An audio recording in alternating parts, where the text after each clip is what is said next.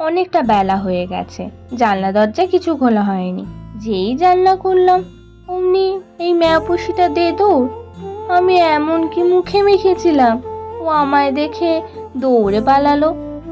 এই যে তেমন কিছুই মাখিনি, শুধু একটা ফেস কার্বার মেখেছি, তার সাথে টক দই আর কিছু স্যালাড কেটে নিয়েছিলাম।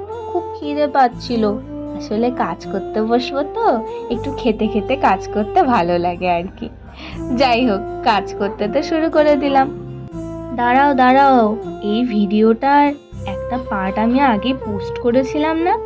হ্যাঁ, এইটা হচ্ছে সেকেন্ড পার্টটা, যেটাতে বলেছিলাম পুরো আঁকাটা আমি দেখাবো। এই যে কথা বলতে বলতে হঠাৎ করে দেখি আবার চলে এলো। মা, এটা তো আলাদা মেয়া পুষি, এ তো আমার দিকে আবার তাকাচ্ছিল ড্যাব ড্যাব করে। যাই হোক, বেশ খুশি হলাম। আসলে তখন মুখ ধুয়ে চলে এসেছিলাম, তাই আমার দিকে ওইভাবে তাকাচ্ছিল। যাক, অনেক কথা বলে দিলাম। অনেক কথা তো বলতে বলতে তোমরা তো ভিডিওটাও তো দেখে নিলে, প্রায় শেষ পর্যায়ে। এই তো আমার আঁকাটা কমপ্লিট।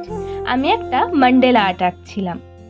একটু সূক্ষ্ম কাজ, সময় লাগছিল, কিন্তু খুব একটা আমার লাগেনি। আসলে অভ্যাস কি না, তাই যে কোনো কাজের ক্ষেত্রে প্র্যাকটিস করলে অবশ্যই তার কিছুটা হলেও কম সময় লাগে। ঠিক যেরকম এই আঁকাটা করতে আমার খুব একটা সময় লাগেনি।